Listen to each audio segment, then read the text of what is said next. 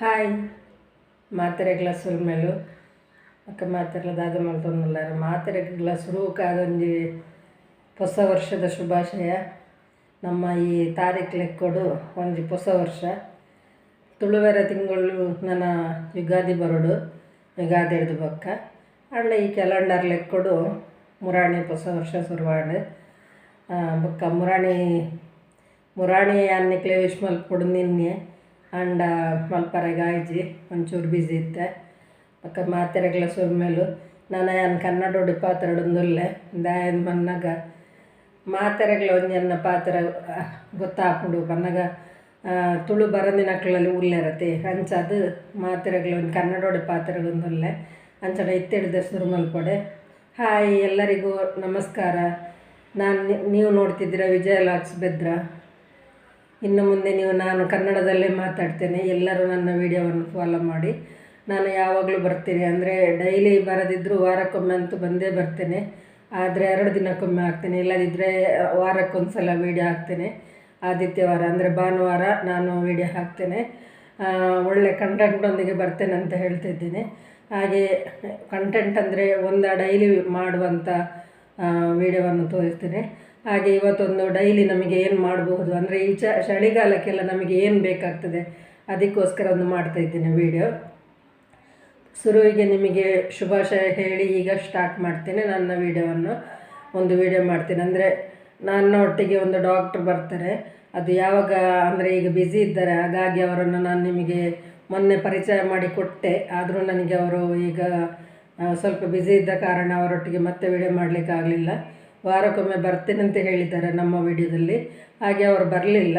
ಹಾಗೆ ಅವರು ಬೇರೆ ಎಲ್ಲಿಗೆ ಹೋಗಿದ್ದಾರಂತೆ, ಬ್ಯಾಂಗ್ಳೂರಿಗೆ ಎಲ್ಲಿಗೆ ಹೋಗಿದ್ದಾರಂತ. ಹಾಗಾಗಿ ಬರಲಿಕ್ಕಾಗಲಿಲ್ಲ ಅವರಿಗೆ. ಮತ್ತು ಮುಂದೆ ಅವರನ್ನು ಕೂಡ ಭೇಟಿ ಮಾಡಿಸ್ತೇನೆ, ಅವರೊಟ್ಟಿಗೆ ನಾವು ಸಂದರ್ಶನ ಮಾಡೋಣ, ಮಾತಾಡೋಣ. ಹಾಗೆ ನನ್ನ ಒಂದು ವಿಡಿಯೋವನ್ನೆಲ್ಲರೂ ಫಾಲೋ ಮಾಡಿ. ಮತ್ತು ಇವತ್ತಿನ ವಿಡಿಯೋ ಏನಂದರೆ, ಈ ಚಳಿಗೆ ಏನೆಲ್ಲ ಬೇಕಾಗ್ತದೆ, ನಮಗೆ ಆರೋಗ್ಯ ಹೇಗೆ ನಾವು ಕಾಪಾಡಿಕೊಳ್ಬೇಕು ಅಂತ ಹೇಳಿ ಒಂದು ವಿಡಿಯೋ ಮಾಡ್ತಿದ್ದೇನೆ. ಹಾಗಾದರೆ ಏನು ಮಾಡೋದು ನೋಡುವನ. ಈಗ ನೋಡೋಣ ನಮ್ಮ ವಿಡಿಯೋವನ್ನು. ಈಗ ನಾವು ಶುರು ಮಾಡೋಣ. ಒಂದು ತಿಂಡಿಗೆ ಇದು ಬೆಳಿಗ್ಗೆ ಎದ್ದವರು ನಾವು ಮಾಡುವಂಥ ಒಂದು ತಿಂಡಿದ್ದು ಕಾರ್ಯಕ್ರಮ ಮಾಡ್ತಾ ಇದ್ದೇನೆ. ಅಂದರೆ ವೈಟ್ ರೈಸ್ ತಗೊಂಡಿದ್ದೇನೆ, 1 ಲೋಟ ಬೆಳ್ತಿಗೆ ಅಕ್ಕಿ, ಮತ್ತು ಅದಕ್ಕೆ 1 ಲೋಟ ರಾಗಿ ತಗೊಂಡಿದ್ದೇನೆ. ಇದು ಅದರಲ್ಲಿ ಒಂದು ಸಿಪ್ಪೆ ಇರ್ತದಲ್ಲ, ಅದೆಲ್ಲ ನಮಗೆ ಒಳ್ಳೆಯದು ಅಂತೇಳಿ, ಸಿಪ್ಪೆ ಮಾತ್ರ ಅಲ್ಲ, ಅದರ ರಾಗಿ ನಮಗೆ ಶರೀರಕ್ಕೆ ಭಾರಿ ಒಳ್ಳೆಯದು ಅಂತೇಳಿ. ನಮ್ಮ ಬೇರೆ ಊರಲ್ಲೆಲ್ಲ ರಾಗಿದು ಮುದ್ದೆ ಮಾಡ್ತಾರೆ, ಆದರೆ ಇಲ್ಲಿ ನಾವು ಹಾಗೆಲ್ಲ ಮಾಡೋದಿಲ್ಲಲ್ಲ, ಅದಕ್ಕೆ ನಾವು ಇದನ್ನು ಹೀಗೆ ಮಾಡಿ ತಿಂದರೆ ಒಳ್ಳೆಯದು. ಹಾಗೆ 1 ಲೋಟ ಗೋಧಿ ತಗೊಂಡೆ ನೋಡಿ, 1 ಲೋಟ ಗೋಧಿ ತಗೊಂಡಿದ್ದೇನೆ. ಇದರಲ್ಲಿ ಒಂದು ನಾರಿನಾಂಶ ಇರ್ತದಲ್ಲ, ಹಾಗಾಗಿ ನಮಗೆ ಅದು ಆರೋಗ್ಯಕ್ಕೆ ಭಾರಿ ಒಳ್ಳೆಯದು, ಅದಕ್ಕೋಸ್ಕರ ತಗೊಂಡಿದ್ದೇನೆ 1 ಲೋಟ ಗೋಧಿ. ಇದನ್ನು ನಾವು ಒಟ್ಟಿಗೆ ಚೆನ್ನಾಗಿ 3 ಬಗೆಯನ್ನು ಚೆನ್ನಾಗಿರುವಂಥ ಗೋಧಿನ ನಾವು ತಗೊಳ್ಬೇಕು. ಹಾಗೆ ಚೆನ್ನಾಗಿರುವ ಗೋಧಿ ತಗೊಂಡು ಇದನ್ನು ಒಟ್ಟಿಗೆ 3 ಬಗೆ ಒಟ್ಟಿಗೆ ಮಾಡಬೇಕು. ಅಂದರೆ ನೀವು ತುಂಬ ಜನ ಇರುವವರಾದರೆ ಇನ್ನೊಂದು ಲೋಟ ಅಕ್ಕಿನ ಬೇಕಾದರೆ ಸೇರಿಸ್ಕೊಳ್ಬೋದು. ಇಲ್ಲದಿದ್ದರೆ ಸ್ವಲ್ಪ ಜನ ಆದರೆ ಇದರಲ್ಲೇ ಕ್ವಾಂಟಿಟಿ ಕಡಿಮೆ ಮಾಡ್ಬೋದು, ಅಂದರೆ ಒಂದೊಂದು ಹಾಕುವ ಬದಲಿಗೆ ಅರ್ಧ ಹಾಕ್ಕೊಳ್ಬೋದು. ಇದನ್ನು ಚೆನ್ನಾಗಿ ತೊಳಿಬೇಕು. 2 ಸಲ ಚೆನ್ನಾಗಿ ತೊಳೆದು ನೀರು ಹಾಕಿಡಬೇಕು. ಇದಕ್ಕೆ ಚೆನ್ನಾಗಿ ತೊಳೆದು, ಅಂದರೆ ಇದು ಚಳಿಗಾಲದಲ್ಲಿ ನಮಗೆ ಭಾರಿ ಒಳ್ಳೆಯದು ಅನ್ನೋದಕ್ಕೆ ನಾನು ಈಗ ಮಾಡ್ತಾ ಇದ್ದೇನೆ. ನಿಮಗೆ ಗೊತ್ತಿಲ್ಲದಕ್ಕೆ ಎಂಥದ್ದು ಅಲ್ಲ, ಆದರೆ ಇದು ಗೊತ್ತಿಲ್ಲದವರಿಗೆ ಕೂಡ ಒಂದು ಗೊತ್ತಾಗಲಿ ಅನ್ನೋದಕ್ಕೆ ಹೀಗೆ ಮಾಡ್ತಾಯಿದ್ದೇನೆ. ಇದನ್ನು ನೋಡಿ ಚೆನ್ನಾಗಿ ತೊಳೆದೆ 2 ಸಲ. ಇದಕ್ಕೇನು ನೀರು ಹಾಕಿ ಮುಚ್ಚಿ ಇಡಬೇಕು. ಅಂದರೆ ಸಂಜೆ ಹೊತ್ತು ನಾವು ಇದನ್ನು ಚೆನ್ನಾಗಿ ತೊಳೆದು ಅದನ್ನು ಮುಳುಗುವಷ್ಟು ನೀರು ಹಾಕಿ, ಚೆನ್ನಾಗಿ ತೊಳೆದಾದ್ಮೇಲೆ ಮುಳುಗುವಷ್ಟು ನೀರು ಹಾಕಿ ಇದನ್ನು ಮುಚ್ಚಿ ಇಡಬೇಕು. ಬೆಳಿಗ್ಗೆ ಎದ್ದು ನಾವು ಅದನ್ನು ಚೆನ್ನಾಗಿ ತೆಗೆದು ರುಬ್ಬಿದ್ರೆ ಆಯಿತು. ಈಗ ಮುಚ್ಚಳ ಮುಚ್ಚಿಟ್ಟು ಬೆಳಿಗ್ಗೆ ಈಗ ತೆಗೆದು ಇದನ್ನು ಚೆನ್ನಾಗಿ ನಾವು ರುಬ್ಬಬೇಕು. ಚೆನ್ನಾಗಿ ರುಬ್ಬಿ ನೀರು ದೋಸೆ, ಅಂದರೆ ನಮ್ಮ ಮಂಗಳೂರು ಸೈಡ್ ಎಲ್ಲ ನೀರು ದೋಸೆ ಮಾಡ್ತೇವೆ ನಾವು, ಅದೇ ಹಿಟ್ಟು ಅದಕ್ಕೆ ನಾವು ರುಬ್ಬಿಕೊಂಡ್ರೆ ಆಯಿತು.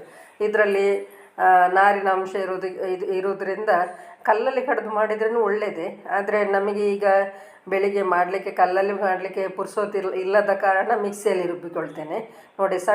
ಇಷ್ಟು ಸಣ್ಣ ರುಬ್ಬಿಕೊಳ್ಬೇಕು. ಇದನ್ನು ನಾವು ತೋಪಿಗೆ ಅಂದರೆ ಒಂದು ಪಾತ್ರಕ್ಕೆ ಹಾಕಿ ಎಷ್ಟು ತೆಳು ಬೇಕೋ ಅಷ್ಟು ತೆಳು ಮಾಡಿಕೊಂಡ್ರೆ ಆಯಿತು. ನೋಡಿ ಇಷ್ಟು ತೆಳು ಮಾಡ್ಕೊಂಡಿದ್ದೇನೆ, ಇಷ್ಟು ದಪ್ಪ ಉಂಟು.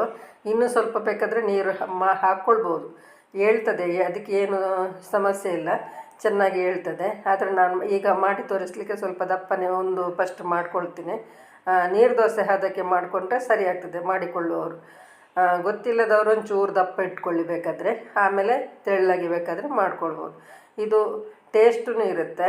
ಮತ್ತು ಇದಕ್ಕೆ ಬೇಕಿದ್ದರೆ ಸ್ವಲ್ಪ ತೆಂಗಿನಕಾಯಿ ಟೇಸ್ಟ್, ಇನ್ನೂ ಟೇಸ್ಟ್ ಬರಬೇಕು ಅಂತ ಇದ್ದರೆ ಸ್ವಲ್ಪ ತೆಂಗಿನಕಾಯಿ ಹಾಕ್ಕೊಳ್ಬೋದು, ಆದರೆ ನಾನು ಹಾಕ್ಕೊಳ್ಳಿಲ್ಲ.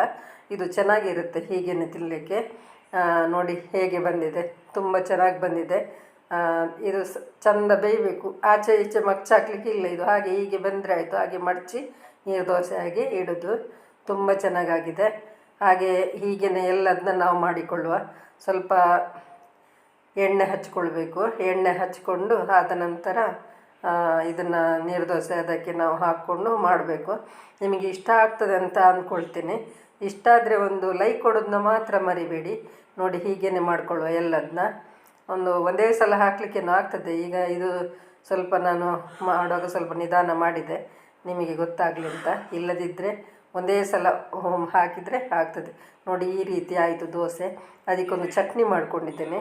ತೆಂಗಿನಕಾಯಿ, ಕಾಯಿ ಮೆಣಸು, ಉಪ್ಪು, ಹುಳಿ ಹಾಕ್ಕೊಂಡು ಒಂದು ಚಟ್ನಿ ಮಾಡ್ಕೊಂಡಿದ್ದೇನೆ. ವಿಡಿಯೋ ನೋಡಿದ್ರಾ? ಇಷ್ಟ ಆಯಿತಾ?